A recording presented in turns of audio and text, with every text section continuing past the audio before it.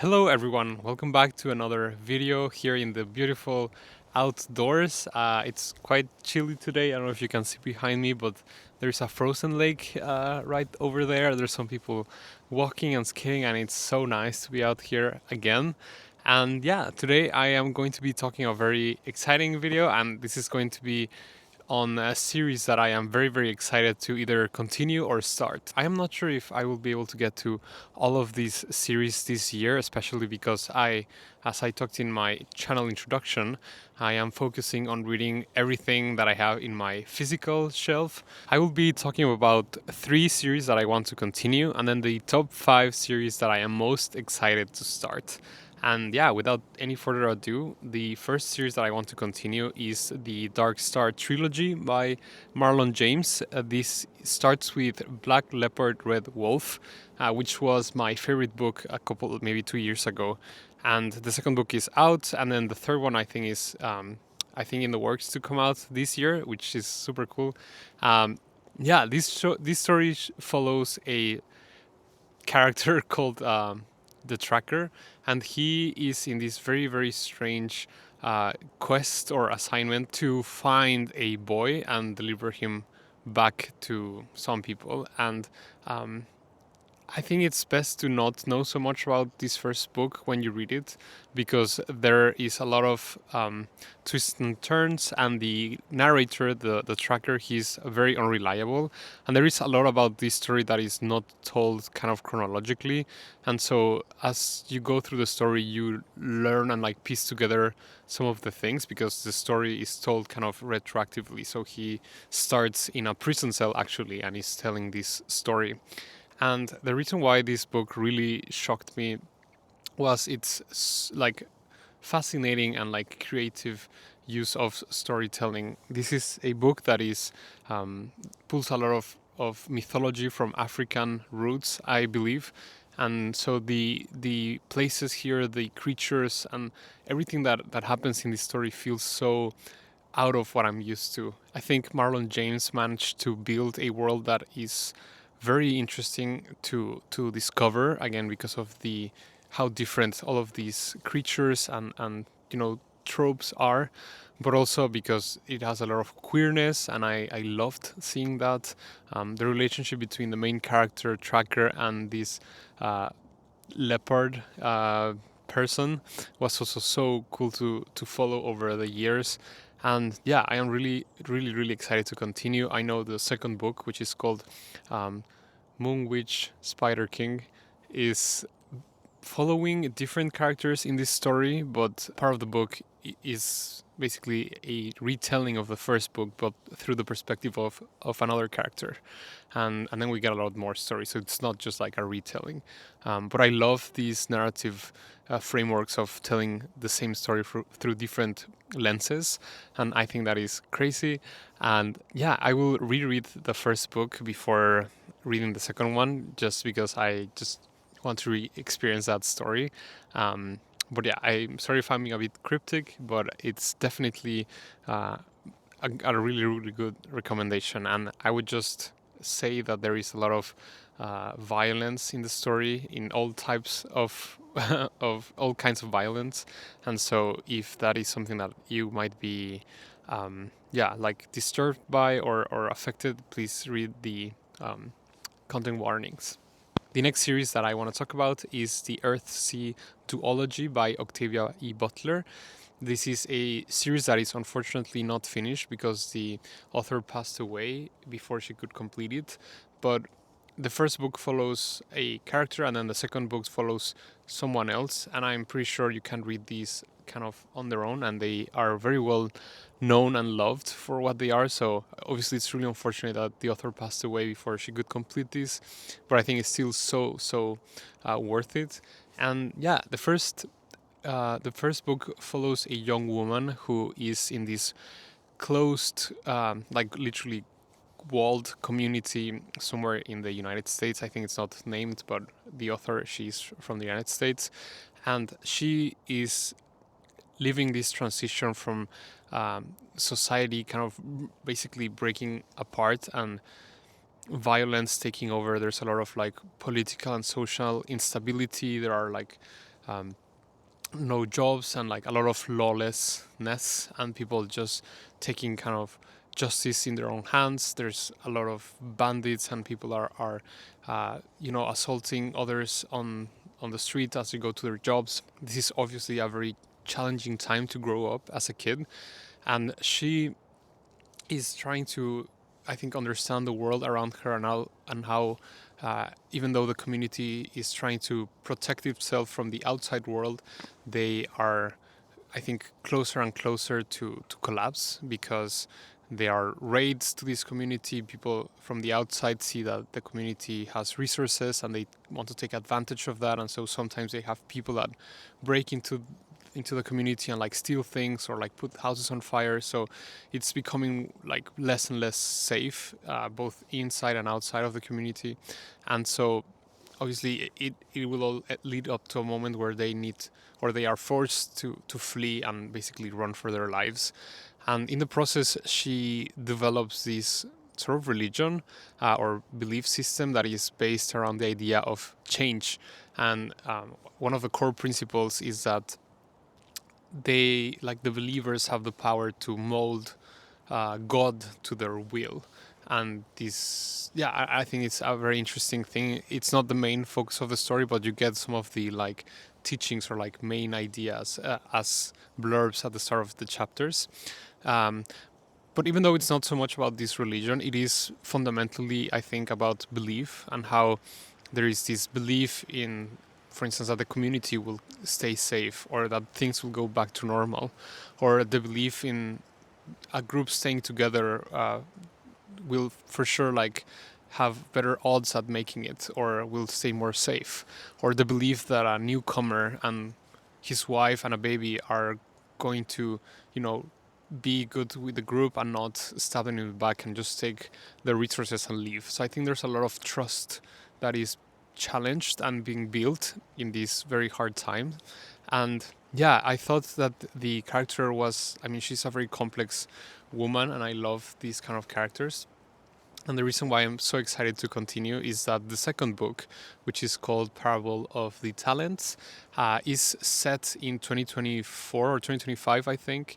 And it follows, again, this totalitarian regime that is so similar to how the United States looks like right now, which is both very depressing but also so fascinating how sci-fi authors can be coming up with, or maybe just understanding society to such a fundamental level that decades before things happen, they are able to predict, or write about a future, and then I am reading about that future they imagined, but it's our present, and that is, yeah, again, so depressing, but also fascinating, which makes the story more relevant than ever. There is, I think, a lot of I think even the line of like making America great again is part of the story, which is so like it just gives me chills to think about that and where the world is right now. Um, so yeah, I'm really excited to read this second book in the Earth-Sea duology. Let me know if you have read it.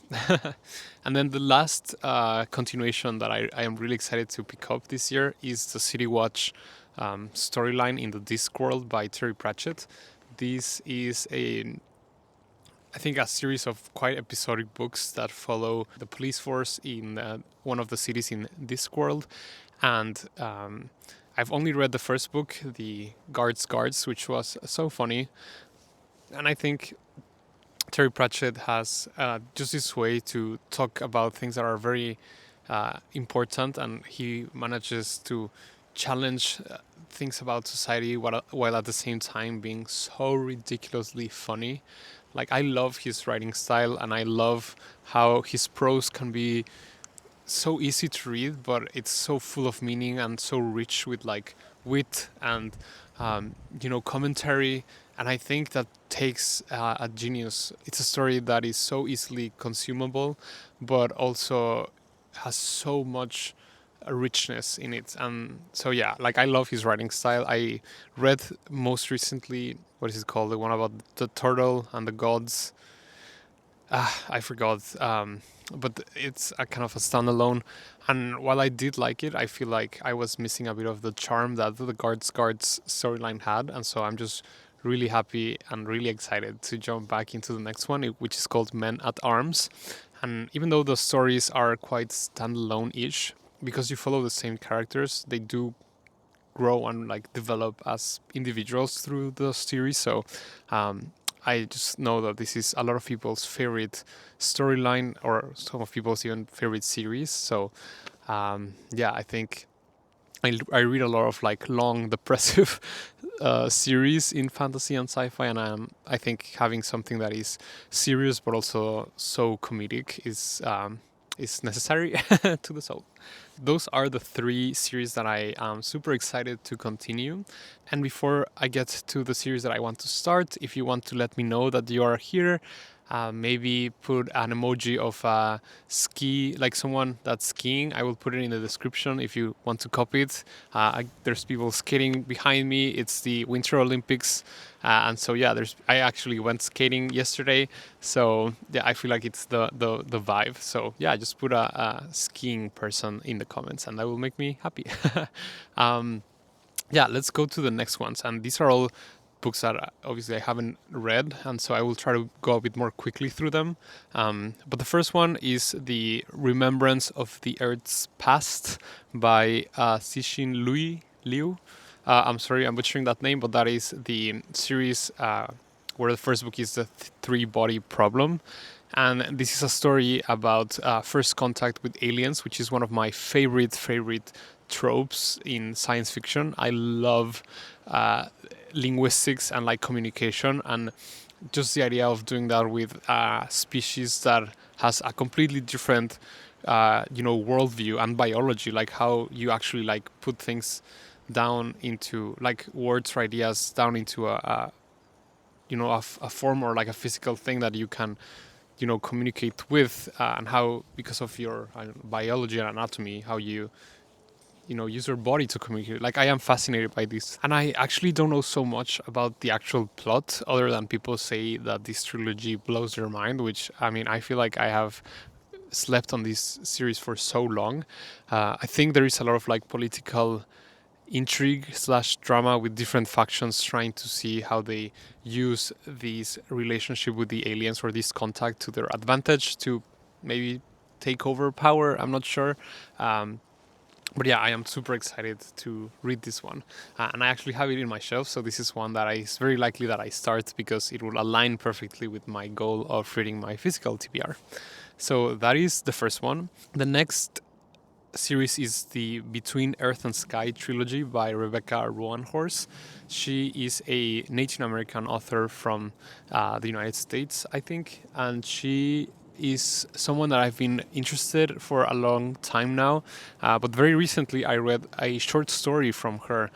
I think it was called like The Deer Woman or Deer Dancer, something like that. Which was so good. I am reading this like anthology of sci-fi and fantasy from BIPOC authors, and she was, I think, the latest one that I read in that anthology, and I completely adored her writing.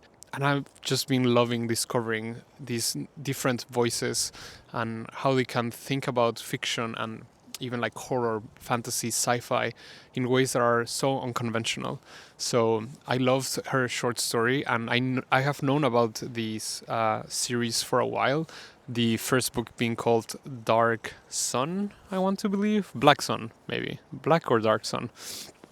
And yeah, I actually also don't know so much about this story, but I think that it follows a captain of a ship that is transporting this boy called Serapio, which I have heard that name in booktube so much. So I'm looking forward like following this kid, which probably has like some like power or secret. I'm not sure, but I loved stories where like a captain of a ship needs to like transport someone, and that might be too specific, but I just really like ships, and yeah, I think that's a really cool like narrative framework where people are forced to like learn about each other, and like maybe people that are forced to be together, or it's out of some convenience, find some kind of found family or companionship, friendship. So I think that's super cool. And I can also think about The Vanished Birds by Simon Jimenez, which more or less has this premise. and I absolutely love that book. So yeah, I am really excited about the Between Earth and Sky trilogy. It's also completed, so that's amazing. Actually, all of these books series, are completed, which is just bonus points. Let's go to the next one, and that is the Dandelion Dynasty by Ken Liu. Ken Liu is actually the translator of the Three Buried Problem and all of that trilogy. So he kind of appears in this list twice, I guess. And yeah, the Dandelion Dynasty starts with the Grace of Kings. Oh, sorry, I think there's a lot of wind. I hope you cannot hear it. But the Grace of Kings is a story that I think follows the aftermath of a very long kind of empire that is coming to, or at least this one emperor I think is on his deathbed, and so there's a lot of political instability in the land, and there are two, I think, main characters that we follow that are with our own kind of armies and with our own intentions trying to reach power. And I think these two men were friends long back. And so I guess we will have a bit of like a flashback system where we get to see them when they were, on friendly terms. And now, like in the present, they are actually kind of military enemies. And I'm sure they have very different reasons why they want to, take over this empire. And I also know that the entire series is one of those where you follow like a lot of generations, and I really like this exercise of seeing how, a society through like major events has ramifications that last for generations, and so these generational kind of storytelling I tend to like. I also know that the author, is, I don't know if he's an engineer himself, but this book has a lot of like sciencey things, not necessarily like in a magic system or anything. It's just that there are a lot of like machines, and like there are flying boats ish, or a lot of like transportation mechanisms, I think I've heard.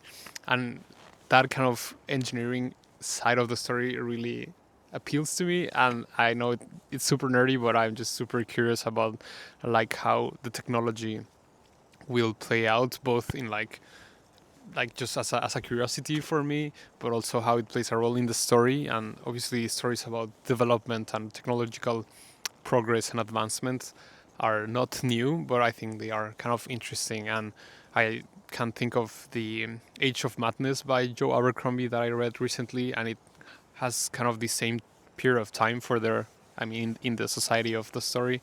So I think these are times of a lot of like interesting changes. So yeah, that is that.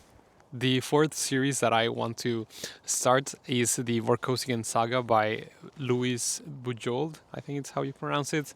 And this is a sci-fi space opera that sprawls like a ton of planets and people and conflicts, and I think that is just kind of appealing to me right now. I think I've been reading a lot of like the big fantasy, not necessarily classics, but some of the series that are most loved in booktube and that I've been interested about, and I'm feeling more of an urge to get into bigger like sci-fi stories. Most of the sci-fi that I've loved so far is like standalone books, and so I'm just really curious about these opera of a story. And I have actually the first book, Cornelia's Honor, I think it's what it's called. And yeah, I don't know so much about this, but I know that one of my favorite booktube channels, Literature Science Alliance, has recently completed this series and has recommended it so much because of the writing and like the character development. And so I'm just excited for that. I think Bujold is a American woman who wrote this series. A couple, I think it's like the last books, because again it's like 16-20 books long. I think some of the later books were published quite recently, but I think the series started maybe in the 90s. So I think it's also cool to read some of these like older sci-fi and just see what it has to offer. This just sounds very cool. So that is it for me. Thank you so much for sticking around, and I hope you have a wonderful week. See you. Bye bye.